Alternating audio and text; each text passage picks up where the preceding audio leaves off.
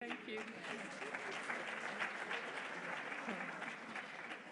Good morning, everybody. So, yeah, just a quick factoid. The NPO sector employs about 20 to 30% of people that are in employment. So it's not something that we should disregard. It's a really important sector.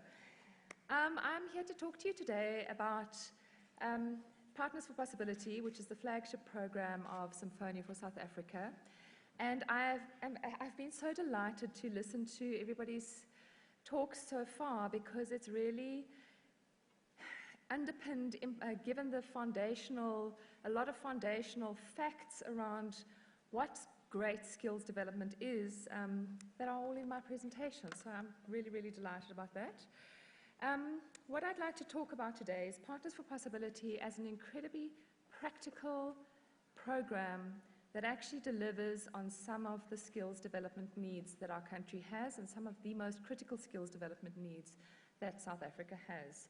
And what our organization does is develop leaders who are able to build our nation. So, I'm not sure where I should point this. Okay, fantastic. A few questions that I'd like to pose. What does leadership look like? What are the issues that our leaders are needing to address? How do we develop leaders for a complex, changing world? What kinds of environments do we need to do that development in? Who are they? Who are the people that are leading us? And what are the leadership qualities that we need to be seeing in our leaders? So our organization is called Symphonia for South Africa. We are 10 years old, and we were founded in order to mobilize active citizenship, foster cross-sectoral collaboration, and build social fabric that will allow us to address the critical issues facing South Africa. Our flagship program is a program called Partners for Possibility, and it's been a pleasure today to see many of our corporate partners in the room, many of our collaboration partners in the room. And Partners for Possibility is a nation-building leadership development program in which business leaders and school principals are partnered to create a better future for all of South Africa's children. So we're working in a sector that is incredibly complicated, incredibly fraught with trouble, and not very functional. Partners for Possibility operates in the education sector at the moment. We have aspirations to move into local government, health, police, etc. But for the moment, our prime focus is on the education sector. And really what we look at is how is it that we can deal with the systems in our country that are not functioning well, that are complicated, that are deeply fraught with underlying problems that really look something like the education system. So looking at the education system, we have an underpinning of dysfunctionality that's never been dismantled properly, on top of which we have multiple compounding factors leading to what we are seeing in our education system, which I'm sure you are all familiar with. 78% of our kids in grade 4 not being able to read for meaning. Our graduates are about an 80% dropout rate from the kids starting in grade 1 to getting through to any form of valuable certification that they can use in the workforce, and the unemployment rates that we are dealing with. And our question is this: how do you deal with a problem that looks like this? It's a Gordonian knot of complexity. There is no silver bullet. There is no single solution. There is no one size fits all. And our belief is very firm that the only way that you can deal with this kind of issue is to capacitate the human beings that you are asking to lead the change on the ground. So to equip the human beings you are asking to lead change with the necessary skills, network, and capabilities to lead that change. And for us, key to that is that there is a need for transformative partnership. So there is a need for partnership between different sectors and for people who are willing to walk with one another, build one another, support one another, open up their networks, learn the skills needed to address these issues together. And so this program partners business leaders with school principals of under-resourced schools, our quintile 1 to 4 schools, And it partners them in what we call a thinking partnership. So this is not about a business leader coming to fix, rescue, save, help out, bring their superior knowledge, turn a school into a business. This is about two competent, capable, adult human beings who are leaders in their own right, in their own sectors, partnering in thinking partnership and bringing their combined best thinking to bear upon what the issues are that are faced in the schools they are working with. Transformative partnerships are completely different from what we frequently see as the way that business helps out with education. So transformation is about bringing people together, and it's about equipping them and leading to the kinds of changes in thinking and practices of people and organizations that will enable enduring, progressive change, as opposed to transactional change, which is really about delivering things and helping out. Transformative partnerships enable the conditions that allow change to occur. And what we say with this program is that we do not guarantee success, but what we do is we equip the people whose role it is to drive success, and we give them the tools that they need to achieve that. A very big component of our work, and I'll go into exactly how this program runs, is the development of common in-group identity. So it is about bringing people from multiple different sectors, from very different circumstances, people who look different, who think differently, who come from different industries and different sectors, and bringing them into alignment around a common purpose, namely improving our education system and very specifically improving the schools in their own communities. And this bringing together of people around a common purpose has the most incredible transformative effect on communities. It allows people to not only enjoy but fall in love with the change that they are able to create, and with each other, and with diversity and the diversity available within their own communities. So how does one undertake a sustainable school transformation process? We believe that there are 4 key levers for change. They relate to the people in the system. First and foremost, one needs to capacitate a principal and equip a principal to move out of a space of complete overwhelm, which is where many of our principals find themselves, and move out and step into their leadership role, both for that school and for the broader community. We then need to work at the level of school management team for that team to become aligned and cohesive and working towards the same common objectives. A community of teachers who is energized, engaged, and showing up in the classroom in the way that they need to. We can't change salaries, but what we can do is change the way that we support the human beings and change our levels of appreciation for the work that they do, which leads them to show up completely differently. And lastly, getting parents and community actively engaged with and supporting the schools. In order to do this, we need people who are willing to opt in, so buy in. So say, yes, I want to participate, I want to step into this program, both from the principal side and from the business leader's side. We work foundational to the work we do is our 70-20-10 methodology. So when you talk about what kinds of environments do you equip people in, do you teach leadership in? Our belief is that it's not in beautiful auditoria, it's not in lovely classrooms, it's not where there's a cappuccino at the end of the corridor. The place that you equip people to lead is in the real world, where it's gritty, messy, dirty, complicated, where things don't go according to plan, where the theory doesn't pan out, and where you are being asked to lead change in VUCA environments and real VUCA environments, not the ones we talk about in these contexts, but the really hard environments that we find in our communities. So 70% of the work of this program, the impact is experienced through the one-on-one partnership, where we ask partners to meet regularly at the school, to build relationship with one another, to earn themselves the right to do the work we are asking them to do, and to deal with the really complex, non-linear issues that our communities and schools face. 20% of our work is our group work. As human beings, we learn best also when we are in community with other people, when we are on a journey, we're able to communicate, bounce ideas off each other, learn from one another. And so every partnership that we create, we send into their program together as part of a community of practice, 8 to 10 similar partnerships all at different schools, all in a broad geographic area, facilitated by a coach or learning process facilitator, and who are able to meet regularly and really grapple with some of the issues that they are dealing with in the schools.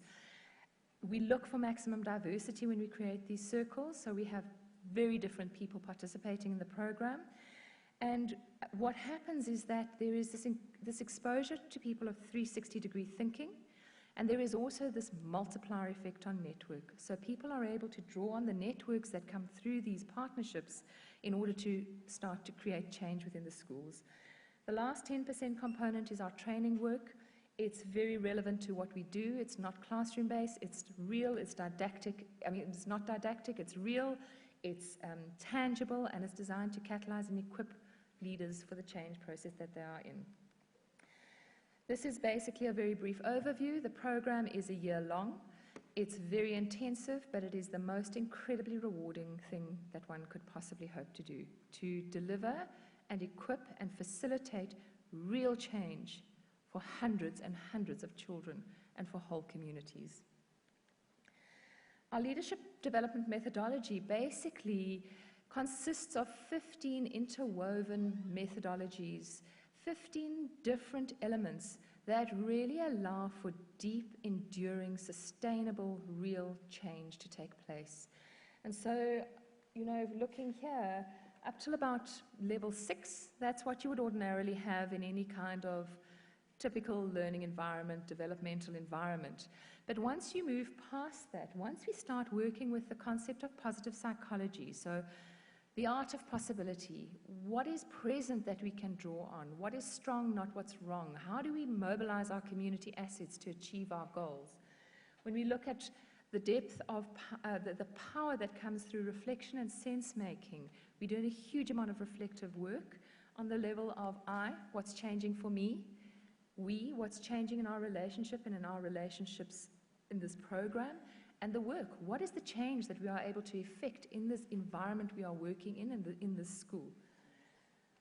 Theory U, so not jumping to solutions, immersing yourself, understanding context, developing compassion, becoming courageous to try where you don't know what the solutions are. Being out of your comfort zone, very much a one-on-one partnership with another human being who cares deeply about the work you are doing together. Time to think, immersion, an opportunity to lead beyond authority and do legacy work, and meaning and purpose. This is our goal, is to create schools as the centers of community where we are able to draw in all of our community resources into those schools to support them. We've created 942 of these partnerships to date, right across the country, from central city Joburg to Prieska in the Northern Cape. And we will create, there will be 1,000 partnerships by the end of March, and we are planning for 2,000 partnerships by 2022. Our experience, our principals talk about their experiences as being incredibly empowering. Our business leaders are talking about this experience as being one of the single most powerful leadership development experiences they've had. The feedback we have from our principals on our 4 change levers of the program, as you can see, very significant. And more importantly, these key elements of leadership capability that we've been talking about for the 21st century, these are real, and they are what we focus on developing through this program in an extremely practical way. And these are the kind of outcomes and improvements that we see. What is incredibly exciting is the opportunity that this warm footprint into communities gives us to impact and effect change in the remainder of the community. So in terms of skills development, what we are now able to do is we are able to start mobilizing the youth in these local communities and giving them jobs in the schools that we have worked in. So actually creating learnerships, internships, and looking at 2 terrible problems that our countries face: this incredible lack of resources in our schools, and the lack of resources is infrastructural and monetary, but actually, primarily, it's human. And looking at this terrible need in our communities for employment and for youth employment creation. And we look at those not as problems, but we flip them and look at what are the possibilities that arise when we combine these two issues to start to really create employment sites out of our schools, support the schools, but more importantly, give our youth an opportunity to do very meaningful, very productive, very active work. We are looking for leaders who look like this. We want more people that look like this in our country. And that's the question. Who are our leaders? Personally, I think it's us. Very quick video. I hope the sound is on, but it doesn't seem to be. No sound. No sound. No sound. They always say, if your video doesn't say what it has to say without sound, it's not worth it. So,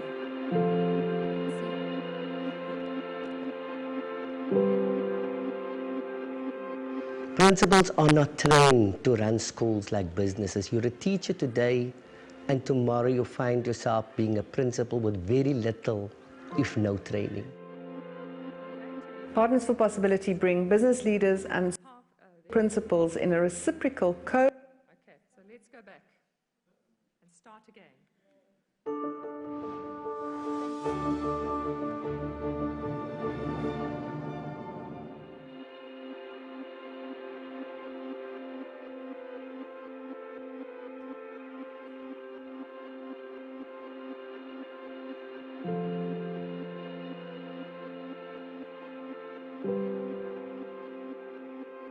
Principals are not trained to run schools like businesses. You're a teacher today, and tomorrow you find yourself being a principal with very little, if no training.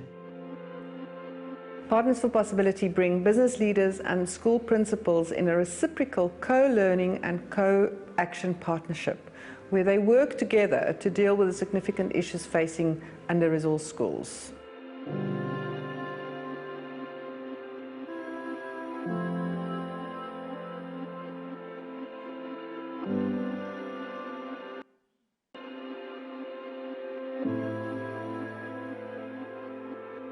School principals learn from business leaders about HR and IT and finance, and business leaders learn about life in an under-resourced community, how to get things done when you have very little direct control.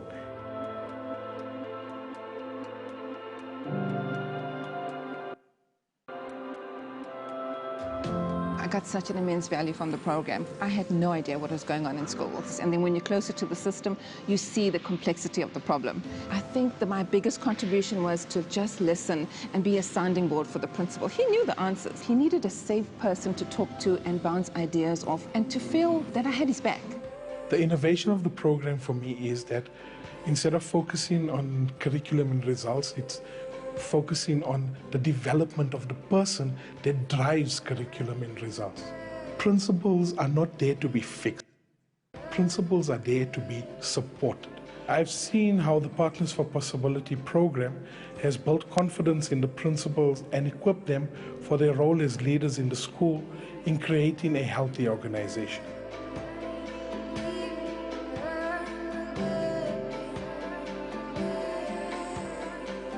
The program is designed for scale. It is very easy for us to roll this out in tiny rural towns across South Africa. We can tap into the local assets, the local business leaders who understand that community and who care about that community. We are healing our country.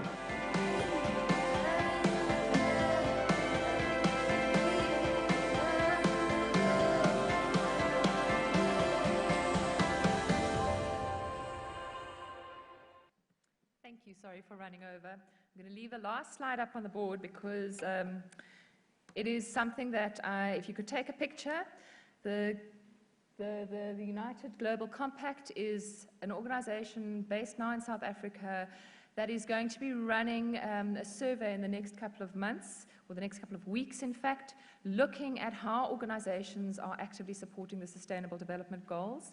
Powerful work. Consider doing the survey. Thanks.